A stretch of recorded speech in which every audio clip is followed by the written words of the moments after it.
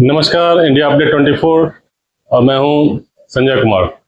आज हम बात कर रहे हैं अंतर्राष्ट्रीय कूटनीति की एक ऐसी बड़ी हलचल पर जिसकी तपिश और चर्चा दिल्ली से कराकस तक महसूस की जा रही है। वेनेजुएला की कार्यवाहक राष्ट्रपति डेल्सी एलोइना रोड्रिग्स गोमेज आज से भारत की 5 दिवसीय कामकाजी यात्रा पर आ रही हैं और यात्रा ऐसे समय में हो रही है जब दुनिया में ऊर्जा संकट गहराया हुआ है। पश्चिम एशिया मिडिल ईस्ट में चल रहे तनाव, स्ट्रेट ऑफ हॉर्मुज में आपूर्ति बाधित होने के बीच भारत के लिए वेनेजुएला से तेल का आयात कितना महत्वपूर्ण है, आज हम इस पूरे समीकरण को विस्तार से समझेंगे।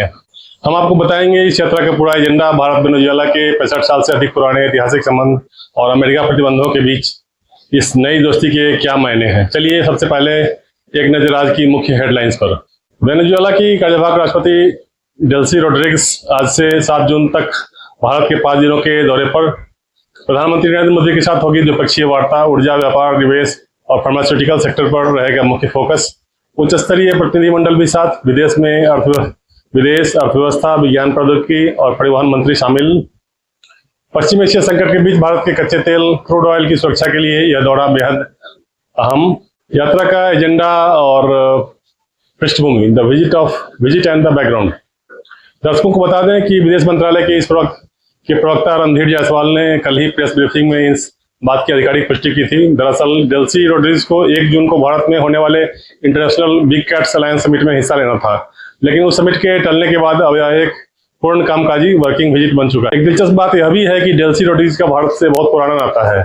कार्यवाहक राष्ट्रपति के तौर पर भले ही यह उनकी नई भूमिका हो, लेकिन इससे पहले वे विदेश मंत्री और उपराष्ट्रपति के रूप में 2015, 2019, 2023, 2024 और 2025 में भी भारत आ चुकी हैं।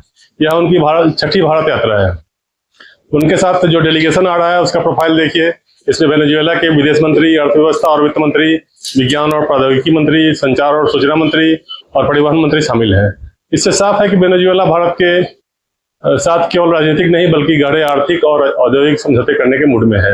ऊर्जा संरक्षा और तेल का खेल, energy security and crude oil politics. अब बात करते हैं इस दौरे के सबसे बड़े कोर सेक्टर की, यानी एनर्जी। भारत दुनिया का तीसरा सबसे बड़ा तेल उपभोक्ता देश है और इस समय पश्चिम एशिया में इजरायल ईरान युद्ध जैसी स्थितियों की वजह से हमारे पारंपरिक रूट खतरे में है।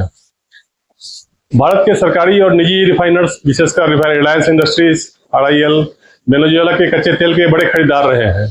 आंकड़ों के मुताबिक मई महीने में ही भारत वेनेजुएला से तेल खरीदने वाला दुनिया का दूसरा सबसे बड़ा देश बन गया है, जहां हम रोजाना लगभग 4,27,000 बैरल कच्चे तेल का आयात कर रहे हैं। लेकिन इसके पीछे प्रतिबंधों की एक बड़ी कहानी है। अमेरिका द्वारा लगाए गए प्रतिबंधों और हालिया राजनीतिक बदलावों के बीच भारत वेनेजुएला के तेल व्यापार को कैसे देखते हैं। देखिए, जनवरी में वेनेजुएला में राजनीतिक उथल पुथल के बाद जब निकोलस मादुरो को अमेरिकी दबाव का सामना करना पड़ा और डेल्सी रोड्रिग्स ने कार्यवाहक राष्ट्रपति का पद संभाला, तब से भारत ने अपने विकल्पों को बहुत समझदारी से संभाला है। फरवरी में जब प्रतिबंधों में कुछ ढील मिली तो भारतीय कंपनियों ने दोबारा वहां निवेश और खरीद शुरू की। भारत के लिए वेनेजुएला का तेल इसलिए भी जरूरी है क्योंकि हमारी रिफाइनरियां वहां के भारी कच्चे तेल हेवी क्रूड को प्रोसेस करने के लिए पूरी तरह अनुकूल है। यानी साफ है, भारत अपनी ऊर्जा सुरक्षा के लिए किसी एक क्षेत्र पर निर्भर नहीं रहना चाहता। फार्मा, हेल्थ केयर और ग्लोबल साउथ। अगर आप सोच रहे हैं कि डेल्सी रोड्रिग्स की यात्रा सिर्फ तेल के इर्द गिर्द घूमेगी तो आप गलत है। इस यात्रा में वेनेजुएला का प्रतिनिधिमंडल भारत के कई औद्योगिक और तकनीकी केंद्रों का दौरा भी करने वाला है। वेनेजुएला की टीम भारत के फार्मास्यूटिकल, दवा उद्योग, हेल्थ केयर और ऑटोमोबाइल सेक्टर से जुड़ी साइट्स पर जाएंगी। वेनेजुएला में दवाओं की भारी किल्लत रही है। भारत को दुनिया की फार्मेसी कहा जाता है। सस्ती और गुणवत्तापूर्ण भारतीय दवाएं वेनेजुएला के संकट को दूर करने में बड़ी भूमिका निभा सकती है। इसके अलावा दोनों देश ग्लोबल साउथ के मजबूत स्तंभ हैं। साल 2024 में ही दोनों देशों ने अपनी राजनयिक संबंधों, डिप्लोमेटिक रिलेशंस की 65वीं वर्षगांठ मनाई है। बहुपक्षीय मंचों, मल्टीलैटरल फोरम्स पर भी दोनों देश एक दूसरे के समर्थन करते आए हैं। इस 5 दिवसीय दौरे में प्रधानमंत्री नरेंद्र मोदी और डेल्सी रोड्रिग्स के बीच होने वाली 1-to-1 बैठक में रिन्यूएबल एनर्जी और डिजिटल पेमेंट इंफ्रास्ट्रक्चर UPI पर भी बातचीत होने की थोड़ी संभावना है। वक्त तेजी से बीता और अब हमारे इस विशेष कार्यक्रम के समापन का समय हो गया है। आज की चर्चा से तो यह साफ है कि कार्यवाहक राष्ट्रपति डेल्सी रोड्रिग्स की यह भारत यात्रा आने वाले दिनों में दोनों देशों के रिश्तों को एक नई ऊंचाई देगी।